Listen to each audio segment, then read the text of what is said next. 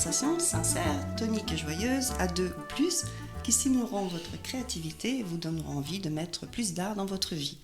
Avec moi, Sabina Pinzan. Et moi, Gwenaëlle Perron. Et nous sommes toutes les deux des artistes basés en Bretagne. Alors aujourd'hui, avec Gwenaëlle, on avait envie de vous parler du changement. Pourquoi le changement ? Pourquoi aborder ce sujet ? On s'est posé la question, en fait, on avait choisi le thème et puis finalement on s'est dit mais pourquoi on a choisi ce thème ? Et donc pourquoi le changement ? En fait, nos vies sont remplies de situations qui changent. Notre état d'âme peut changer, ce qui nous arrive dans la vie peut changer, notre pratique artistique peut évoluer, changer. Donc le changement fait partie de nos vies. Et parfois, le changement est quelque chose que l'on subit et parfois, c'est quelque chose que l'on provoque. Et selon comment ça se passe, le résultat ne va pas forcément être le même et aussi notre positionnement face au changement peut être différent. Parce que quand on ne maîtrise pas, quelque chose nous tombe dessus et qu'on ne l'a pas vraiment choisi, on va peut-être avoir peur, on va peut-être le voir comme quelque chose de négatif, en tous les cas au départ, et on ne va pas peut-être saisir les opportunités que le changement parfois peut nous apporter. Donc tout particulièrement, aujourd'hui on avait envie de parler de comment le changement peut influencer notre pratique artistique, le cheminement qu'on fait, et peut-être aussi se poser la question quand c'est le moment de provoquer un changement. Et lorsqu'on est face à un changement, comment on fait pour l'accueillir ? Quand on ne maîtrise pas justement. Et qu'est-ce qu'en tant qu'artiste on peut faire pour faire en sorte d'être plus à l'aise avec tout ce que la vie nous envoie et réussir à intégrer tout ça dans nos œuvres, dans notre pratique. Voilà, en gros, ça c'est le sujet. Vaste sujet. Donc, après, il faut juste poser une base, et la base c'est que pas tout le monde réagit face au changement de la même manière. Je pense qu'il y a des personnes qui vont être plus facilement enthousiastes et vont se dire bon, je ne sais pas trop ce qui arrive, mais je vais voir comment je peux utiliser ça à mon bénéfice, alors qu'il y a d'autres personnes qui vont être tout de suite déstabilisées et ne pas savoir quoi faire. Et c'est vrai qu'après, au niveau des changements, je pense que c'est important aussi qu'on fasse la distinction entre les différents changements qui peuvent advenir dans la vie et qui peuvent avoir un impact.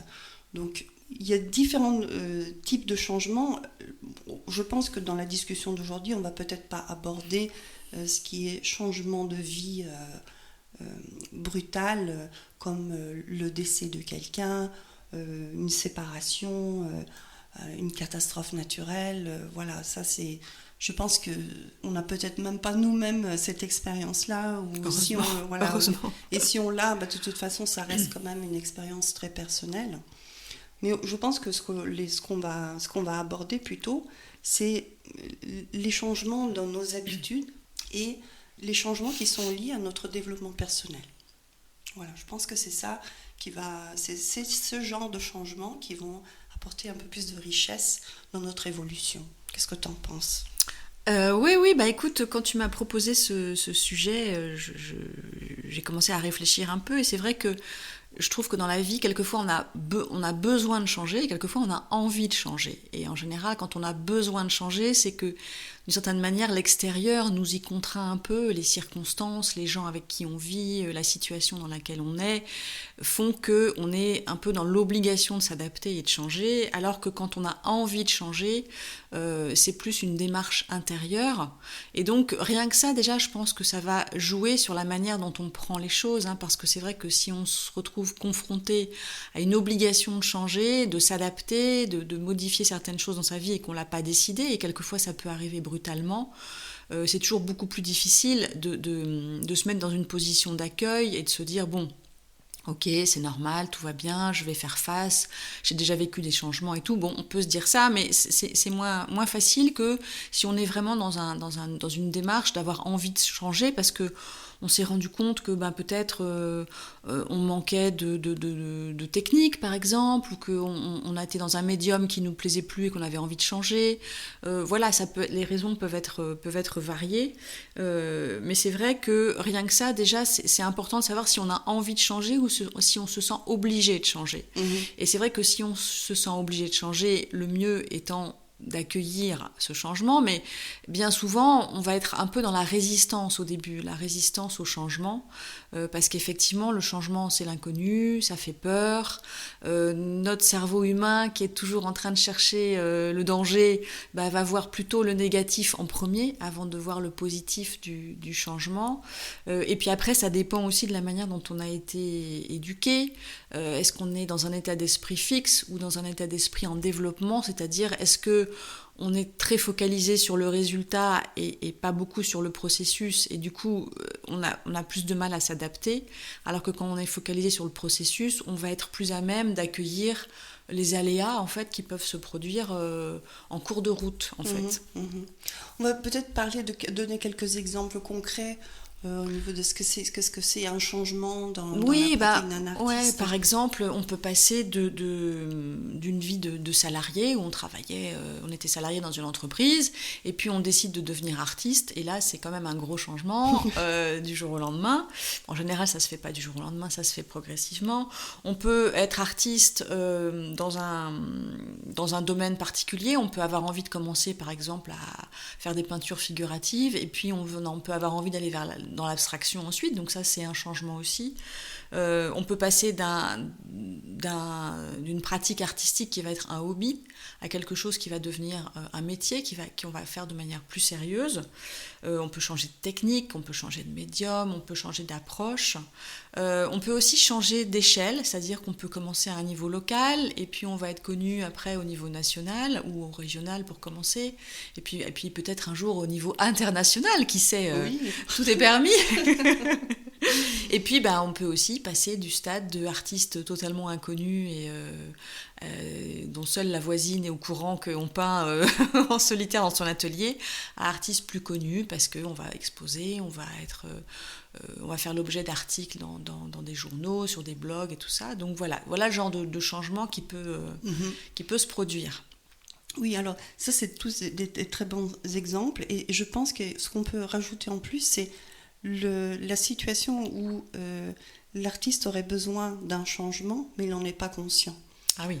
Tu vois, je pense que, en fait, quand j'avais réfléchi au thème de cet épisode, c'est ça à quoi j'avais pensé. C'est qu'on est des fois confronté dans notre pratique à l'ennui ou la page blanche, tout d'un coup il n'y a plus rien qui se passe, ou même que l'idée d'aller dans l'atelier, de reprendre son travail nous fait pas envie, ou alors on continue à travailler mais on est dans une insatisfaction permanente, donc ça c'est les signes voilà, qu'on a besoin de changer en fait. Je pense que c'est ça en fait. Je pense que là c'est là où il faut prendre conscience que peut-être il y a quelque chose qui doit changer. Ouais.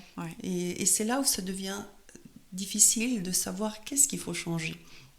Oui, c'est ça. On peut avoir l'intuition que quelque chose ne va plus parce qu'on est plus porté par ce qu'on fait en fait. Et le tout étant de trouver quelle est la raison. Est-ce que c'est un manque de technique? Est-ce qu'on est plus intéressé par ce qu'on fait? Je pense que ça peut arriver qu'on épuise parfois des sujets. Par exemple, je sais que moi par exemple j'ai commencé à faire beaucoup de paysages abstraits, et puis est arrivé un moment où j'avais envie de changer, mais dans la pratique je revenais tout le temps au paysage abstrait en fait. Tu vois, comme si la tête voulait quelque chose et la main voulait autre chose, parce que la main savait, et c'était bon, c'était acquis, on savait faire les paysages abstraits, mais la tête disait non, ça commence à m'ennuyer un peu, j'en ai fait beaucoup, j'ai l'impression d'avoir fait le tour, j'ai envie de faire autre chose, et d'une certaine manière je retombais un peu tout le temps dans ce que je savais faire en fait. Donc voilà, c'est typiquement le cas où tu te dis bon, il faut aller vers autre chose, mais quoi? Ouais, et comment t'as fait alors pour t'en sortir de tout ça? En fait, t'es resté sur des paysages abstraits un peu. Non, en fait, j'ai commencé à explorer beaucoup, en fait. J'ai commencé à explorer beaucoup avec du collage, dans des sketchbooks, à faire vraiment d'autres choses, à essayer d'autres choses. Mais ça a été vraiment graduel. Hein, je suis restée quand même un long moment dans une espèce d'entre-deux, en fait, où je savais pas, j'étais un peu désorientée. Et donc, ce n'est qu'en trouvant là, assez récemment, un nouveau projet, que je me suis dit, oui, là, j'ai vraiment envie d'aller dans cette direction. Mais avant, je suis restée dans un état où j'expérimentais. Je voyais pas que faire d'autre en fin de compte que essayer. Donc j'ai essayé sur par exemple des fleurs, être dans des espèces de compositions basées sur l'horizontal et le vertical. Voilà, j'ai fait pas mal de choses dans les sketchbooks, mais j'ai mis beaucoup de temps à trouver la nouvelle direction dans laquelle j'avais envie d'aller et dans laquelle j'allais pouvoir engager mon énergie en fait. Ouais. Oui, moi j'ai comme toi des tendances, c'est-à-dire que quand je travaille, j'ai la tendance à m'orienter vers des paysages maintenant. Il m'arrive parfois d'avoir des blocages où je sens que je ne suis pas satisfaite justement avec le travail que je suis en train de faire, qu'au final le résultat ne me plaît pas tant que ça. Et je pense que dans toute pratique artistique, à partir du moment où tu n'as plus de plaisir, où tu perds de la joie, c'est quand même un signe important qu'il faut vraiment changer quelque chose. Oui, c'est si ça t'apporte, disons que si tu crées et que ça t'apporte plus de joie, ça t'apporte que de l'indifférence ou de l'ennui ou de la frustration, effectivement, ça c'est des signes qui ne trompent pas, on va dire. Parce que... Et récemment, je suis arrivée à la réalisation que je suis passée par une petite période où j'étais vraiment bloquée. J'avais quelques tableaux en cours et je ne savais pas du tout où aller avec ces tableaux. Même juste de prendre mon couteau et faire quelque chose, j'y arrivais pas, quoi. Et j'ai donc pris du recul et je me suis dit, ok, c'est pas la peine de forcer les choses, c'est pas la peine de te forcer à aller à l'atelier si tu le sens pas. Et donc je suis allée me promener, j'ai fait autre chose, j'ai fait de la cuisine. Et puis finalement, j'ai réalisé que pour l'année prochaine, j'avais prévu de faire quelques expositions. Et j'ai été sollicitée aussi pour faire d'autres expositions. Et voilà, donc le planning, l'agenda, potentiellement, elle pourrait être en train de se remplir. Et inconsciemment, j'ai réalisé que ça me mettait une pression énorme. Et donc j'étais dans la création pour répondre aux besoins de ces expositions. Et là, j'ai réalisé qu'en fait, j'étais pas en train de peindre pour les bonnes raisons. Ouais, il y avait un truc qui allait pas là. Il y a un truc qui allait pas, tu vois. Donc l'objectif, c'était la production. Parce que voilà, quelqu'un m'avait dit, est-ce que tu as assez de tableaux pour... Et puis finalement, j'ai réfléchi, j'ai dit non, si je vends comme cette année, non, j'en aurais pas assez. Donc il faut vraiment que je m'y mette, il faut que j'ai X tableaux pour pouvoir faire 4 ou 5 expos. Et ça a créé une pression énorme. Et donc d'où le dégoût presque de s'y mettre. Et donc maintenant, le seul changement que je peux effectuer, c'est de ne plus me mettre cette pression et donc de limiter mes engagements pour l'année prochaine au niveau des expositions que j'avais prévu de faire. Donc je vais en choisir une ou deux, mais je ne vais pas en faire 5, 6 ou 10 comme j'avais prévu de faire, parce que c'est pas comme ça que je vais produire mes plus belles œuvres, et c'est pas là où je vais prendre du plaisir. Voilà. Oui, non, mais je crois que ça, l'élément de pression, c'est quelque chose de très important en fait. Et je discutais l'autre jour avec Sonal, dont je parle quelquefois, qui travaille avec des entreprises qui font des cartes ou des posters ou des vêtements ou des tas de choses. Et donc elle dessine des motifs floraux. Et cette année, pour l'année prochaine, on lui a demandé de faire des cartes de Noël en lui imposant une palette de couleurs et en lui montrant ce que d'autres avaient fait en fait. Aïe, aïe, aïe. Et c'est pareil, ça lui a mis une pression. Ouais. Et elle dit, moi, j'y arrive pas quand c'est comme ça, j'arrive pas à travailler de cette façon. Ouais. Donc c'est vrai que ça, l'élément de pression, et quand je pense par exemple quand on répond à des commandes ou des choses comme ça peut très vite enlever le plaisir qu'on peut avoir à créer parce qu'on se sent beaucoup plus contraint. Alors un petit niveau de contrainte, ça libère, hein, un peu comme dans les ateliers d'écriture ou les choses comme ça, on se dit tiens, je vais travailler avec une palette limitée ou en noir et blanc, voilà. Ouais. Mais on continue à s'amuser. Alors que si on veut vraiment arriver à un résultat chiffré, comme dans ton cas, ou vraiment particulier parce qu'on a un cahier des charges important, je crois que ça, c'est des choses qui peuvent vite nous dégoûter, en fait. Hein. On n'est pas forcément à l'aise avec ça. Ouais. Alors, il y a un autre changement aussi, et d'ailleurs qui a été vrai pour nous deux aussi, c'est de passer d'un stade où la peinture est un hobby, un plaisir, à quelque chose de plus professionnel aussi. Donc ça, c'est pas quelque chose qui se fait facilement. Non, c'est vrai. J'ai l'impression que quelque part, on peut se sentir un peu obligé de faire ce changement aussi. Oui, c'est vrai. Ouais. Oui. Et moi, j'ai reçu aussi un peu la pression autour de moi, hein, parce que, évidemment, je commençais à montrer mon travail un peu comme ça, discrètement, à mon entourage, et j'ai plusieurs personnes qui m'ont dit mais maintenant lance-toi quoi, vas-y, expose. Ouais. Et puis bon, tu l'entends une fois, deux fois, trois fois, et puis finalement tu te dis bon bah oui, qu'est-ce que je vais continuer à faire, empiler ces œuvres dans mon atelier ou je vais les exposer. Et du coup, à partir du moment où tu décides d'exposer, bah oui, quelque part comme tu dis, tu te professionnalises. Et voilà le changement. Ouais. Et voilà, quand tu bascules dans la profession, les enjeux sont plus les mêmes. Ouais. Et là, pour accueillir, c'est pas évident. Accueillir le changement dans ces... En fait, je pense que c'est important de peut-être bien y réfléchir en amont et de se dire comment j'ai envie de faire. Si je vais vers des expos plus fréquentes, l'envie de vendre mon travail et tout, comment j'ai envie de le faire. Parce qu'en fait, moi je me rends compte bien souvent que dans plein de domaines, en fait, on se crée une image mentale à partir de ce que les autres font. Et on a l'impression qu'il faut faire de cette façon-là, qu'il y a une bonne façon de faire, et que donc il faut coller à ça en fait. Et on peut mettre du temps à se rendre compte que cette censément bonne façon de faire, elle ne nous correspond pas du tout, et qu'on a envie de faire les choses autrement. Donc c'est vrai que quand le changement pointe son nez, ça peut être aussi le bon moment de se dire bon ok, là il va falloir que je change d'échelle, que je change ma manière de faire, mais comment j'ai envie de le faire. Ouais. Après, je suis d'accord avec toi qu'il faut réfléchir à comment, mais le truc c'est que si tu l'as jamais vécu, tu peux te créer une image de ce que tu penses, où tu aimerais être, de ce que tu veux que ça devienne, mais tant que tu l'as pas vécu, ben, en fait, tu sais pas vraiment ce qui va se passer, tu vois.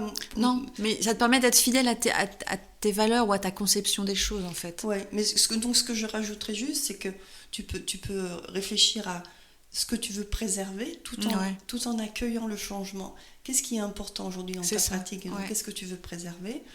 Et quelles sont les choses que tu ne veux absolument pas modifier ? Et du coup, ça peut-être ça te permettra de faire des choix plus judicieux. Oui, c'est ça. Je pense que ça te permet d'être sur une bonne voie et d'ajuster au fur et à mesure. Voilà, en fait. Ça. Quand la réalité te rattrape et tu te dis ah ben non, j'avais envie de faire telle chose, ben non, en fait ça marche pas, et tu changes quoi. Mais je crois que c'est quand même important de se dire comment j'ai envie de faire les choses moi quoi, en partant de moi et pas de ce que tout le monde fait, et de se sentir, parce qu'on a quand même aujourd'hui accès à une quantité d'exemples de gens qui font des tas de choses, et donc la tentation c'est de se dire ah bah ça a l'air de fonctionner de cette façon-là, je vais essayer de faire pareil quoi, tu vois. Après je pense une des questions que les artistes peuvent se poser, c'est quand ils décident de faire un changement au niveau de leur technique par exemple, ou passer du figuratif à l'abstrait ou inversement, et qu'ils ont déjà une clientèle en place. Ils peuvent se poser la question, mais attends, si tout d'un coup je propose quelque chose qui est à l'opposé de ce que je proposais avant, est-ce que mes clients vont me suivre, tu vois, ça c'est... Est-ce que mon fan club va... oui, c'est vrai, c'est pas facile. Moi, j'ai pas la réponse à ça. Mais je vais répéter bêtement ce que j'ai entendu dire par d'autres artistes qui ont peut-être plus de succès que moi, mais en tout cas qui ont bien réussi dans leur carrière d'artiste. C'est que ce qui est important, c'est de continuer à faire quelque chose qui nous fait vibrer et faire quelque chose dans lequel on croit. Et tant qu'on s'accroche à ça, et ça reste notre fil conducteur, les gens qui apprécient déjà notre travail vont continuer. Ils vont trouver un moyen de nous suivre, parce que ce qu'ils aiment, bien sûr, c'est les œuvres qu'on fait, mais c'est ce qu'on propose à travers nos œuvres. Donc, l'essence de qui on est, même si on change de sujet, même si on change de technique, elle est toujours là, cette essence. Et les gens, ils vont la saisir. Et puis, si on en perd quelques-uns en cours de route, mais on va en récupérer d'autres. Oui, c'est ce que j'allais dire. Est-ce que c'est si important de conserver les gens qui te suivent au départ et qui entrent en résonance avec ce que tu fais à un certain moment. Et puis après, tout dépend si ton changement, il est... T'as des artistes qui sont dans une constante évolution. Donc le changement, il est graduel, il est progressif. Et effectivement, tu peux te raccrocher à ça. Mais par exemple, imaginons dans la musique, quelqu'un qui ferait du jazz, et puis du jour au lendemain, il décide de faire du merengue ou du zouk. Enfin, tu vois, là on passe à vraiment quelque chose de très différent. Donc là, effectivement, on peut perdre des gens en cours de route, parce que quand t'aimes le jazz, t'as pas forcément envie d'écouter du zouk. Et inversement. Mais voilà, ça dépend comment tu vois les choses. Mais je crois que l'artiste, il doit vraiment défendre sa liberté de créer, en fait. Et c'est vrai qu'on est, quand on se professionnalise, on est toujours sur cette balance un peu inconfortable entre ma liberté d'un côté et mon envie de vendre mon travail et forcément de trouver des clients. Donc c'est un équilibre à trouver entre ces deux choses-là. On peut aussi avoir une partie de son travail qui va pas forcément être destinée à la vente, tu vois, quelque chose qui va être très expérimental, qu'on va garder pour soi, qu'on va faire dans le secret de son atelier et qu'on va pas forcément montrer, et puis d'autres choses qui vont être plus commercialement acceptables, si tu veux. Voilà, on a aussi ce genre de possibilités. On n'est pas obligé de tout montrer, de tout vendre. C'est pas... Après, je pensais... qu'on soit professionnel ou pas, il y a des changements dans notre vie. Alors, comme j'ai dit tout à l'heure, on ne va pas... Non, les cas extrêmes, non. Les cas extrêmes, non. Mais c'est vrai que plusieurs choses peuvent arriver dans notre vie qui peuvent nous déstabiliser, en tous les cas, pendant un moment. Et ça, c'est assez normal, je dirais. Le changement peut déstabiliser, effectivement. Et moi j'ai envie de parler d'un exemple qui me concerne. Il y a à peu près 20 ans de ça. Ouais. Avant-hier. Je m'étais remise à la peinture et je le faisais de manière très constante. Donc j'avais un travail à plein temps et à côté je peignais. Donc je passais beaucoup mes soirées et mes week-ends à peindre. Et ce qui s'est passé, c'est qu'au niveau professionnel, j'ai eu des confrontations avec le responsable des ressources humaines, parce que le contrat qu'il me proposait ne correspondait pas à ce qui m'avait été promis, enfin bref.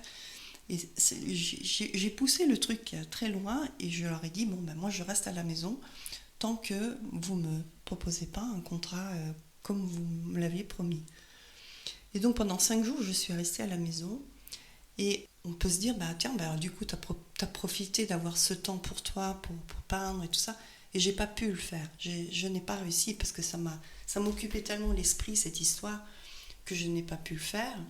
Mais le pire dans cette histoire, c'est que finalement, j'ai eu mon contrat, finalement, je suis retournée travailler, mais qu'après cet événement, ma pratique artistique en a pris un coup. Ah oui, ça t'a coupé dans ton élan. Ça m'a coupé dans mon élan, ouais.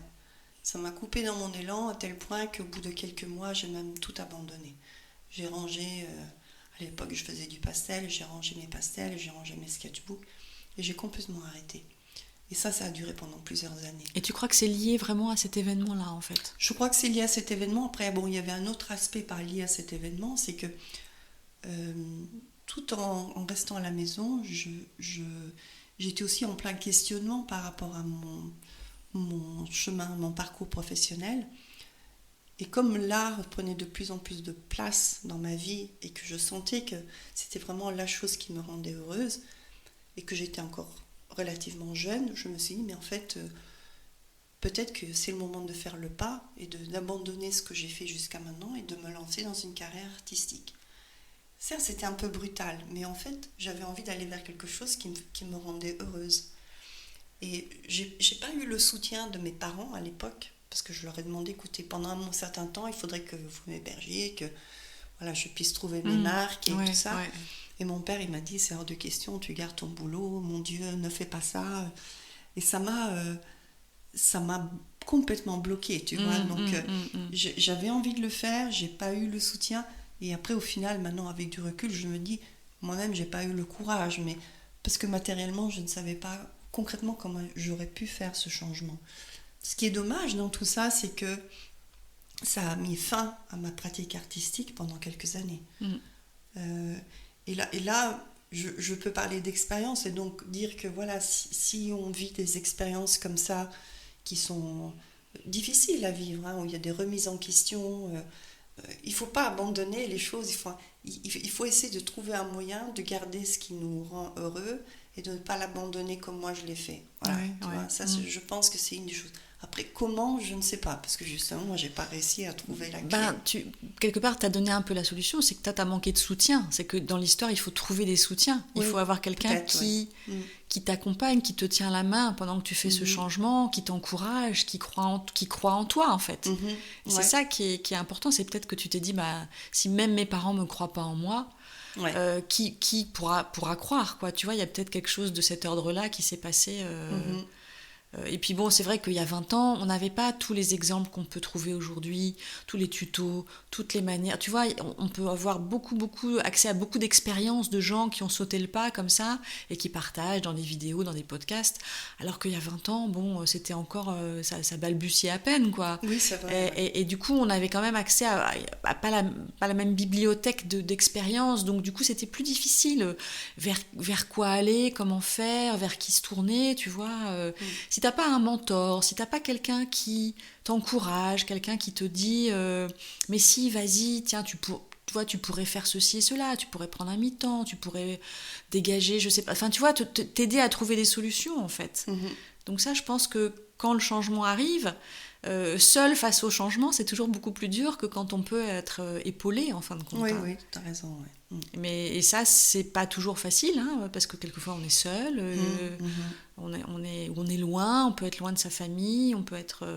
Et c'est vrai qu'aujourd'hui, moi je vois mon plus jeune fils, il est dans une période de recherche et de doute un peu par rapport au choix qu'il a fait jusqu'à maintenant et aux envies qui le tiraillent vers quoi il a envie d'aller. Et en tant que parent, on a envie d'être rassuré, donc quelquefois on voudrait bien qu'il ait un job classique, 9 to 5, tu vois, bien rassurant, et la vie est toute tracée. Et en même temps, moi, vu mon parcours, je ressens aussi son appel d'une vie différente, et donc on a envie de le soutenir aussi, et c'est pas évident d'être là, quoi, d'être présent. Voilà, c'est ça. Après, ce qui peut se passer aussi quand on se professionnalise, c'est que, et là je reviens un petit peu à moi, et je pense que le fait que j'ai un peu, été un peu dans une zone de je savais pas quoi faire en termes de création artistique, c'est que j'étais en train de développer d'autres choses à côté, et qu'on n'a pas une énergie infinie, et que donc le fait de mettre mon énergie dans ce que je voulais développer à côté, c'était quelque chose que je pouvais pas mettre dans ma création, tu vois. Et par un espèce de curieux renversement, aujourd'hui, ma priorité, c'est l'enseignement, c'est de faire des cours, c'est le membership et tout ça. Et quelque part, ma pratique artistique redevient presque un hobby, en fin de compte. Tu vois, redevient quelque chose que je fais pour moi, pour mon plaisir, dans une perspective un peu différente. Donc c'est assez curieux de voir ça. Oui, je pense que la leçon à prendre de ça, c'est que, en fait, si on sait qu'on a besoin de changement, mais qu'on ne sait pas quoi, il faut juste se lancer, quoi. Tu vois, il faut juste faire quelque chose de nouveau, faire quelque chose de différent. Et puis après, c'est ton goût, ton envie, tu vas voir qu'est-ce qui te motive, qu'est-ce qui te motive moins. Ouais. Et puis, comme toi, tu as évolué plus maintenant vers l'accompagnement, l'enseignement. Ouais. Et puis, la peinture prend une autre place. C'est ça, ouais. Et je pense que tu ne l'as pas décidé dès le début en disant je vais faire comme ci, je vais faire comme ça.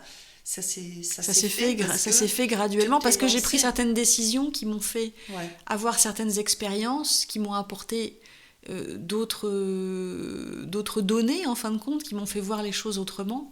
Mais effectivement, et je pense qu'effectivement quand on est confronté au changement, ça peut être bien de s'éloigner un peu de sa pratique, de prendre quelques jours, quelques semaines, voire quelques mois même, si on peut.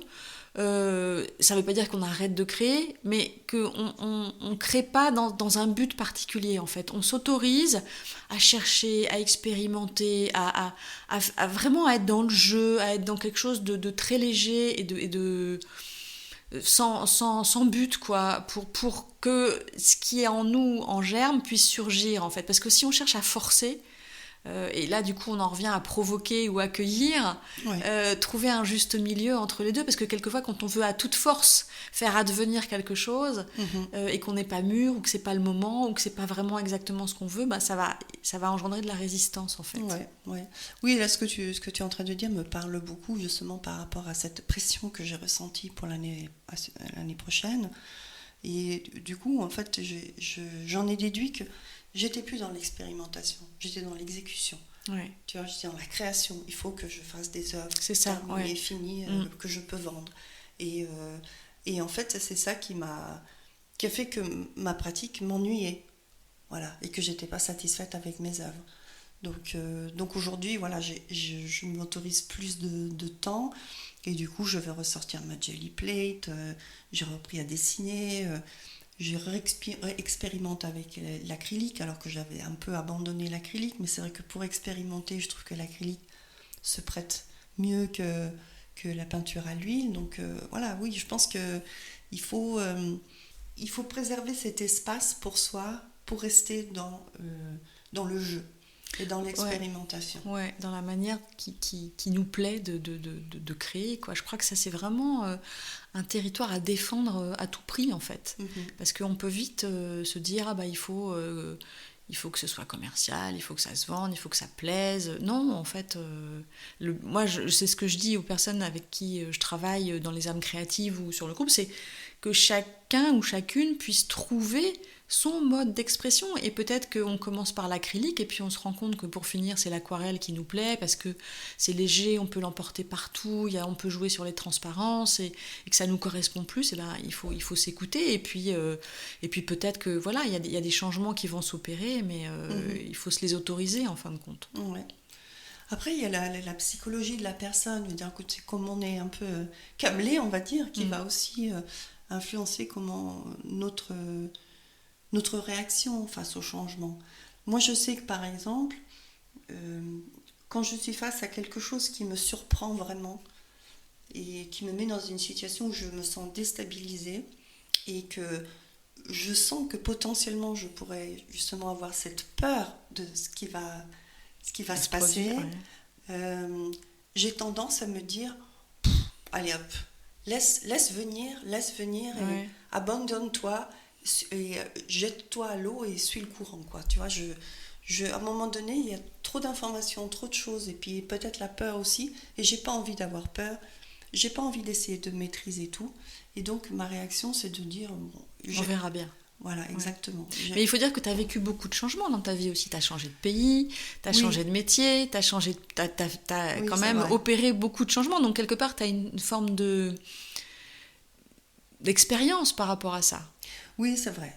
J'ai l'expérience, et l'expérience m'a enseigné que quel que soit le changement dans la vie, il y a toujours moyen de retomber sur ses pattes. Après, on ne retombe pas forcément comme on en a envie. Non. mais c'est vrai que c'est important d'avoir la foi, de se dire mais non, tout va s'arranger. J'ai les ressources pour faire face.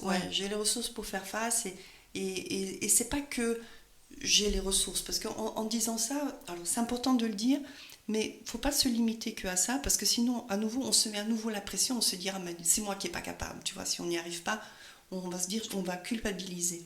Donc il faut aussi avoir de la foi dans la vie, parce que la vie, des fois, nous apporte des choses auxquelles on ne s'attendait pas, et qui vont résoudre des problèmes pour nous. Oui, oui, bien sûr. Tu vois, il y a toujours, des fois, dans les situations les plus complexes, les plus difficiles, voilà, tout d'un coup, quelqu'un va intervenir, et puis les choses vont changer, et puis tout d'un coup, on n'est plus face à la même situation.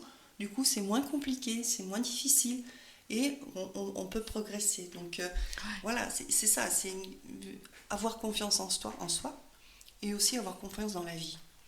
Oui, c'est ça. Et puis, je pense que c'est important de... En fait, le changement, c'est face à une décision. Est-ce qu'il y a une bonne décision à prendre ou une mauvaise décision? Et bien souvent, ça se joue pas là. En fait, c'est vers quoi on a envie d'aller. Et c'est ça qui est important d'écouter. Et une fois qu'on est plongé dans la nouvelle eau, dans le nouveau bain, eh ben, de chercher justement à s'adapter, à trouver les ressources, à faire tout ce qui est en notre pouvoir pour que la décision qu'on a prise fonctionne, en fait. Et c'est vrai que souvent on se laisse arrêter parce qu'on a l'impression que si on fait tel choix et que ça se passe pas bien, tout va s'écrouler. Mais en fin de compte, la vie montre bien que ça se passe pas comme ça. En fin de compte, on fait un choix et puis s'il nous correspond, on essaye de faire en sorte que ça marche. Je pensais à une citation pendant que tu parlais, quelqu'un, je ne sais plus qui a dit ça, hein, mais que la réussite dépend à 20% de la stratégie et 80% de notre psychologie. Bah oui. Voilà. Ouais. Donc c'est vraiment... c'est notre positionnement, c'est notre capacité à nous positionner face aux choses qui va nous permettre de surmonter toute épreuve, tout changement qui peut se présenter. Oui, je crois que dans ce genre de cas, le plus embêtant, c'est de vouloir résister. Parce que quelque part, le changement, il va advenir quoi qu'il arrive. Et la vie, elle est comme ça.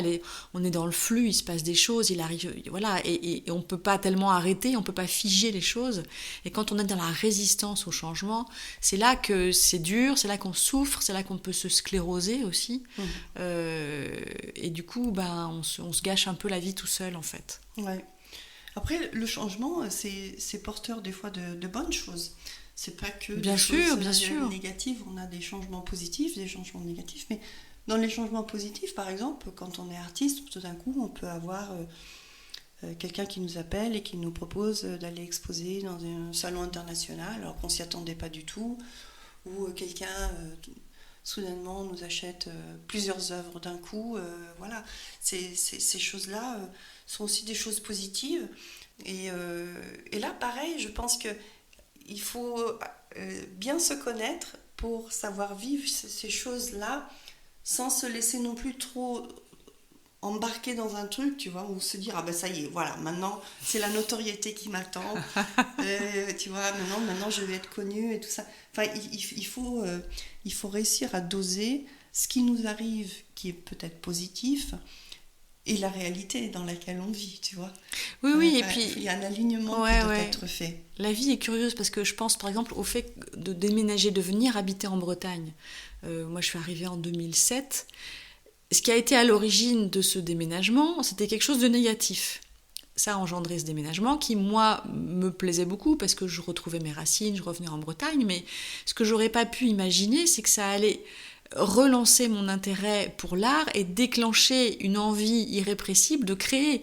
Et ça, c'était complètement impossible à envisager. C'est parce que je suis venue en Bretagne, que j'ai vu l'œuvre de certains artistes, que j'ai été dans certaines situations, que tout d'un coup, tout ce qui était un peu disparate et flottant, c'est organisé et c'est aligné et j'ai pu partir dans quelque chose d'autre, quoi, tu vois. Donc, voilà, c'est vraiment... en même temps, je crois que la meilleure attitude, et c'est vrai dans l'art, c'est vrai dans la vie, c'est la curiosité. C'est de se dire, tiens, les choses changent, qu'est-ce qui va se passer ?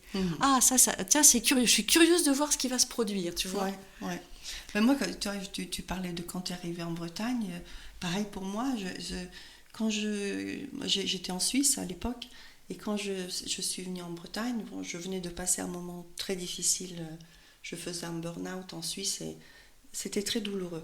Mais le choix de venir en Bretagne était voulu. Et Et donc avant de partir, il y a quelqu'un qui m'a accompagnée, une thérapeute qui m'a accompagnée, et puis qui m'a dit, mais c'est l'occasion, maintenant vous allez aller en Bretagne, et c'est l'occasion pour vous lancer dans l'art, reprendre vos pinceaux, vous remettre dedans. Maintenant vous aurez du temps pour le faire, et vous serez dans un lieu qui vous convient, vous serez heureuse, donc il faut absolument faire ça. Et moi je l'ai super mal pris quand elle m'a dit ça. Je me suis dit, ça y est, maintenant je vais trouver une nouvelle vie, quelque chose qui va être mieux pour moi. Et je dois tout de suite me mettre la pression, parce qu'il va falloir que je me mette à peindre, et puis que je me mette à créer, alors que je n'étais pas prête encore, parce que j'avais encore des blessures à soigner. Ouais. Et donc, en fait, c'est le Covid. C'est le Covid qui m'a boostée. Le Covid a été un peu un choc, comme tout le monde l'a vécu, d'ailleurs. Et puis l'ennui, parce que on ne pouvait pas faire grand chose, et puis je me suis dit bon allez, lance-toi, et il a fallu que je fasse un cheminement dans ma tête pour en arriver là. Donc voilà, comme quoi le fait de venir ici, c'était pas, même si c'était quelque chose de positif à mes yeux, et que créer, peindre également l'été, j'ai pas systématiquement associé les deux choses.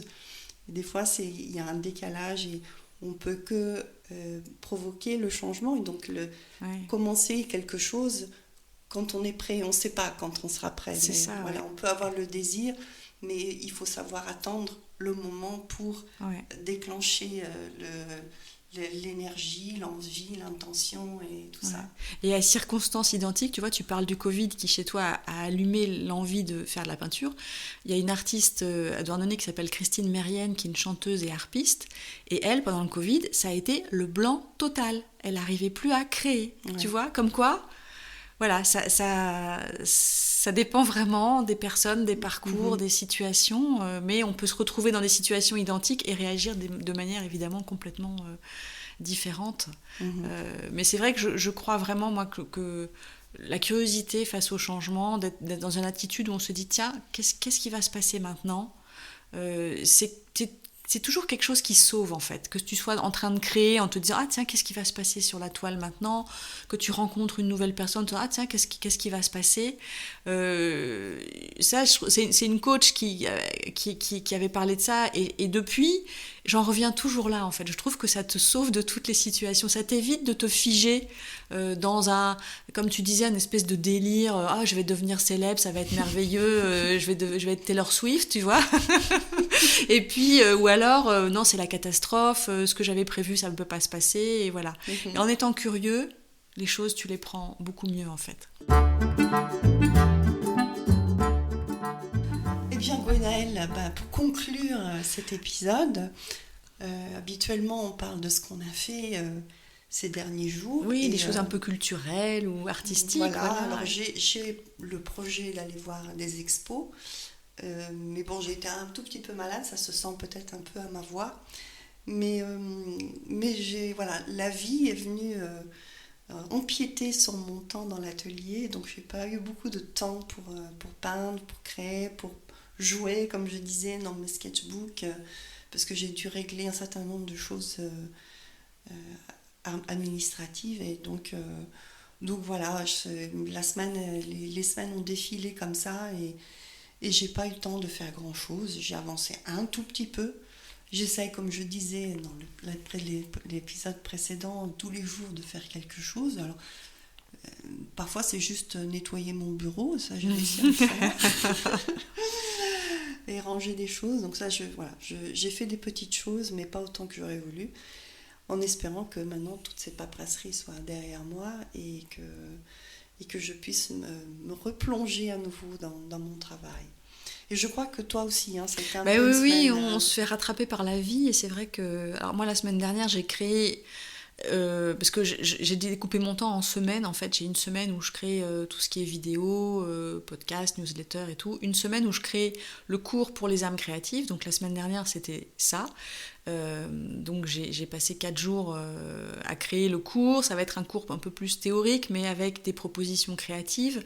Je vais essayer aussi de proposer des visualisations. On va voir comment c'est reçu, ce sera drôle.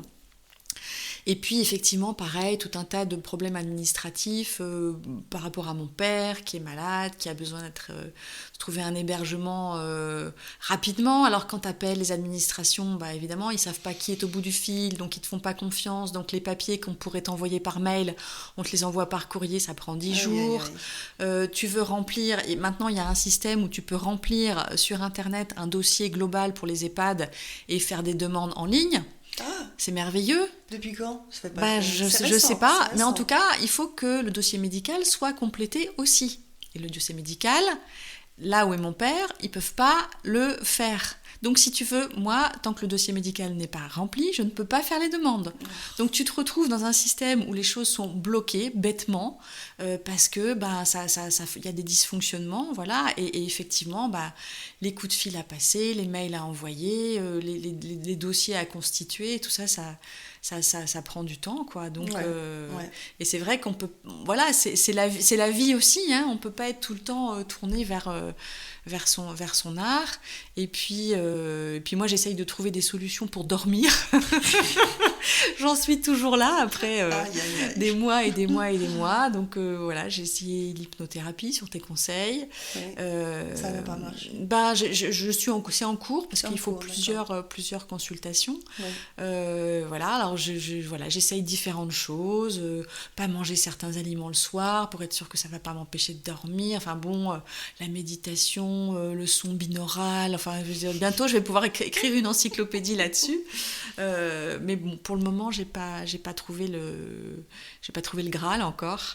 Mais c'est vrai que ça devient un peu un souci pour moi parce que le fait d'être un peu en fatigue chronique permanente, je sens que je suis pas forcément à 100% de mes capacités, quoi.